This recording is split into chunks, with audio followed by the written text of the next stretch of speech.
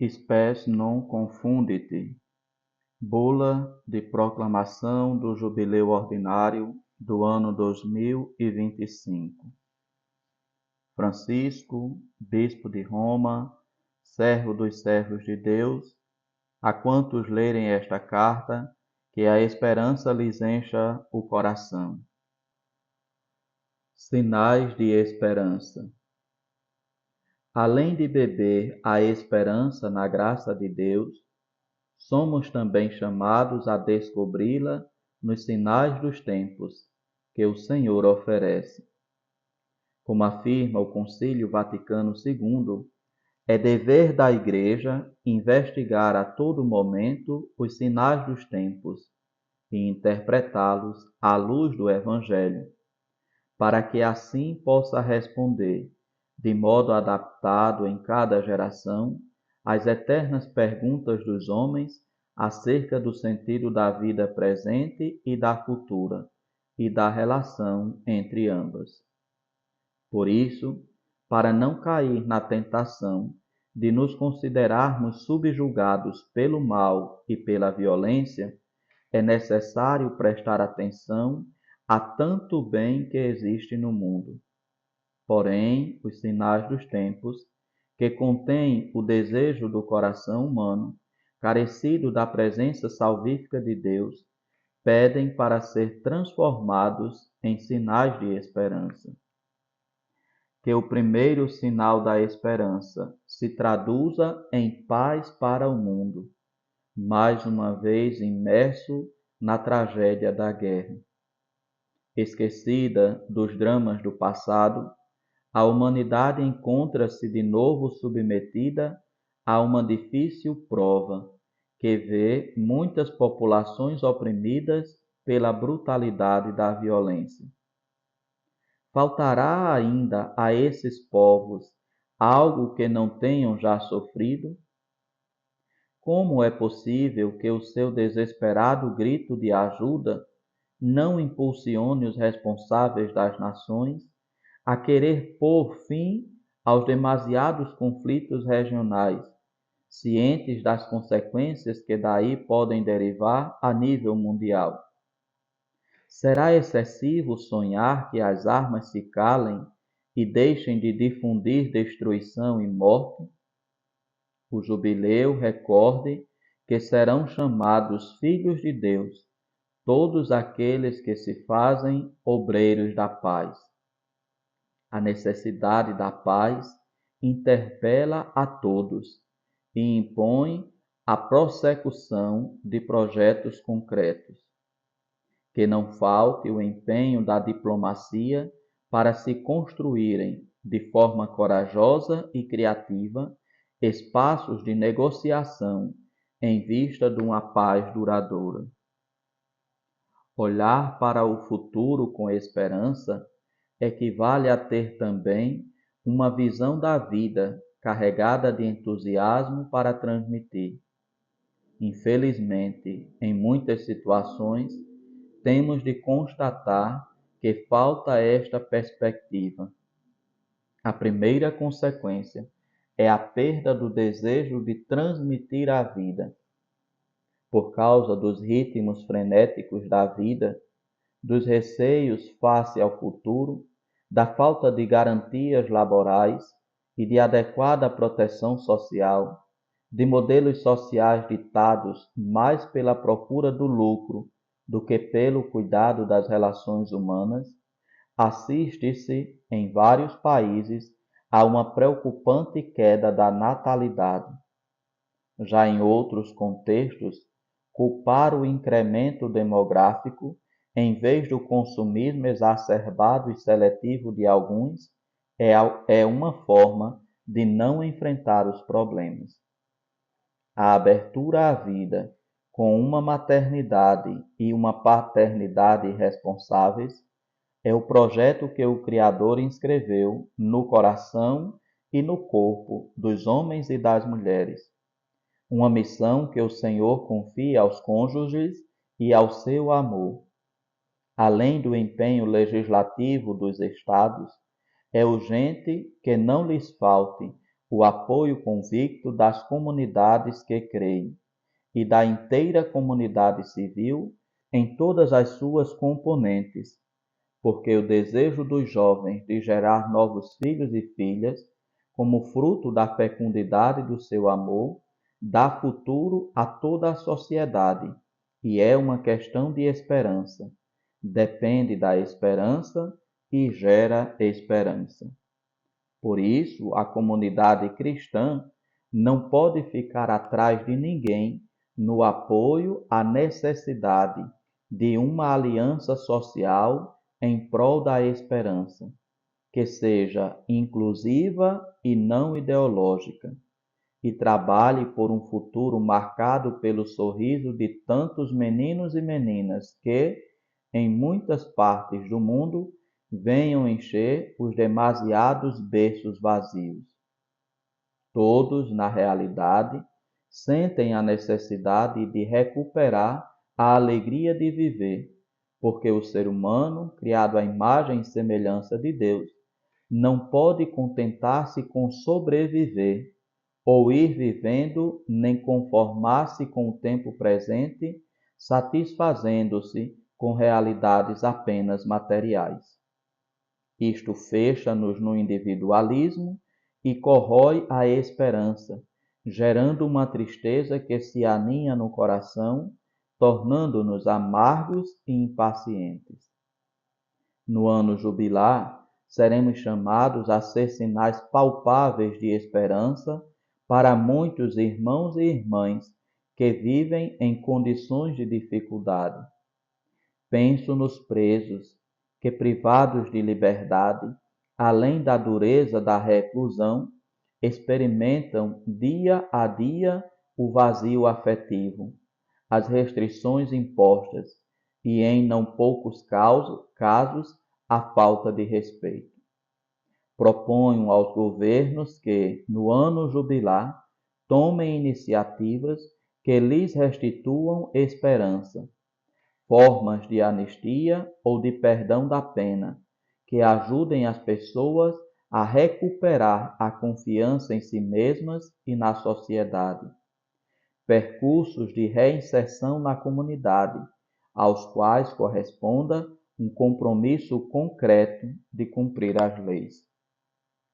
Trata-se de um apelo antigo, que, provindo da palavra de Deus, permanece com todo o seu valor sapiencial ao invocar atos de clemência e libertação que permitam recomeçar. Santificareis o 50º ano, proclamando na vossa terra a libertação de todos os que a habitam. O que está estabelecido na lei mosaica é retomado pelo profeta Isaías. O Senhor enviou-me para levar a boa nova aos que sofrem, para curar os desesperados, para anunciar a libertação aos exilados e a liberdade aos prisioneiros, para proclamar um ano da graça do Senhor. São palavras que Jesus fez suas no início do seu ministério, declarando em si mesmo o cumprimento do ano favorável da parte do Senhor. Em todos os cantos da terra, os que creem, especialmente os pastores, façam-se intérpretes destes pedidos, formando uma só voz, que peça corajosamente condições dignas para quem está preso, respeito pelos direitos humanos e, sobretudo, a abolição da pena de morte, uma medida inadmissível para a fé cristã que aniquila qualquer esperança de perdão e renovação. A fim de oferecer aos presos um sinal concreto de proximidade, eu mesmo desejo abrir uma porta santa numa prisão, para que seja para eles um símbolo que os convida a olhar o futuro com esperança e renovado compromisso de vida. Sinais de esperança hão de ser oferecidos aos doentes, que se encontram em casa ou no hospital. Que os seus sofrimentos encontrem alívio, na proximidade de pessoas que os visitem e no carinho que recebem. As obras de misericórdia são também obras de esperança, que despertam nos corações sentimentos de gratidão, e que a gratidão chegue a todos os profissionais de saúde, que em condições tantas vezes difíceis desempenham a sua missão com solícito cuidado pelas pessoas doentes e mais frágeis. Oxalá não falte a atenção inclusiva por todos aqueles que, encontrando-se em condições de vida particularmente extenuantes, experimentam a sua própria fragilidade, de modo especial se sofrem de patologias, doenças ou deficiências que limitam fortemente a autonomia pessoal. O cuidado para com eles é um hino à dignidade humana, um canto de esperança que exige a sincronização de toda a sociedade. E de sinais de esperança também têm necessidade aqueles que em si mesmos a representam, os jovens. Muitas vezes, infelizmente, veem desmoronar-se os seus sonhos. Não os podemos decepcionar. O futuro funda-se no seu entusiasmo.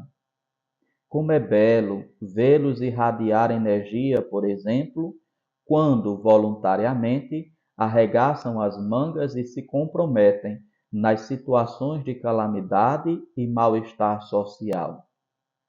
Já é triste ver jovens sem esperança, se bem que se torna inevitável viver o presente na melancolia e no tédio, quando o futuro é incerto e impermeável aos sonhos.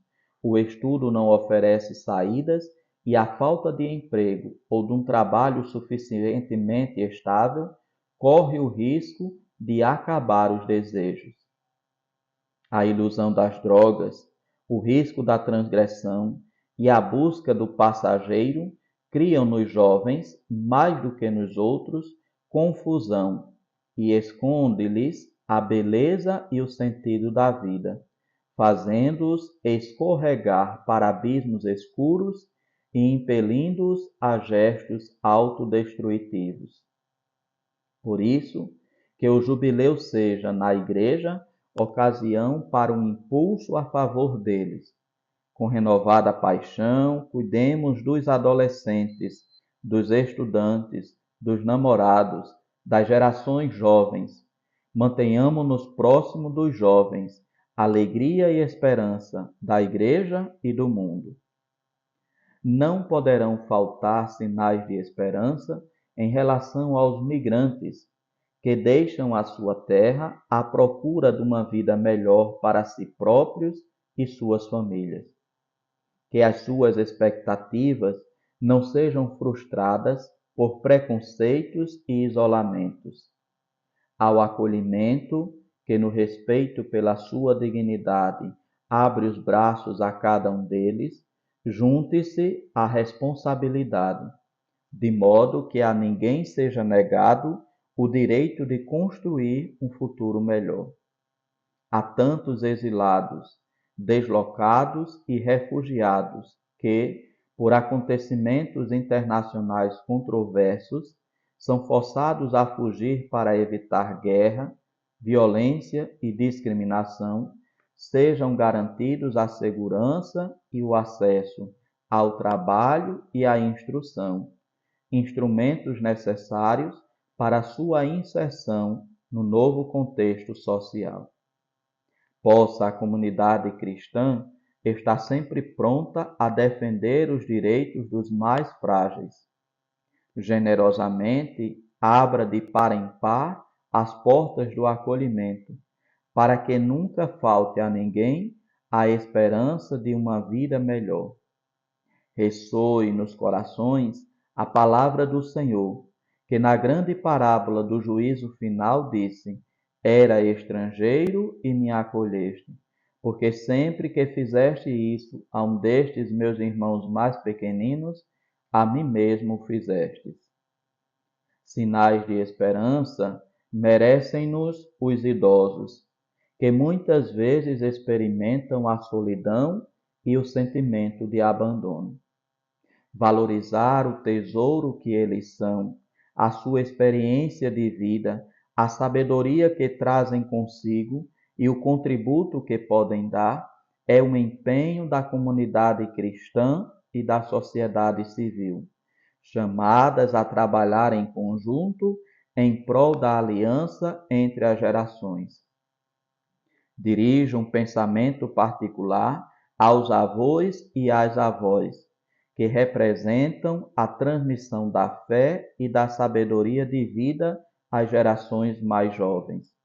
Sejam amparados pela gratidão dos filhos e pelo amor dos netos, que neles encontram as suas raízes, compreensão e estímulo. E sentidamente invoco a esperança para os milhares de milhões de pobres, a quem muitas vezes falta o necessário para viver. Face à sucessão de renovadas vagas de empobrecimento, corre-se o risco de nos habituarmos e resignarmos.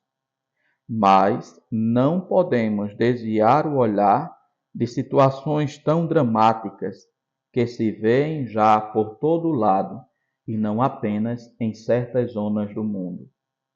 Todos os dias encontramos pessoas pobres ou empobrecidas e, por vezes, podem ser nossas vizinhas de casa. Frequentemente, não têm uma habitação nem alimentação suficiente para o dia. Sofrem a exclusão e a indiferença de muitos. É escandaloso que no mundo dotado de enormes recursos destinados em grande parte para armas, os pobres sejam a maioria, milhares de milhões de pessoas. Hoje são mencionados nos debates políticos e econômicos internacionais, mas, com frequência, parece que os seus problemas se colocam como um apêndice, como uma questão que se acrescenta quase por obrigação ou perifericamente, quando não são considerados meros danos colaterais. Com efeito, na hora da implementação concreta, permanecem frequentemente no último lugar. Não esqueçamos, os pobres são quase sempre vítimas, não os culpados.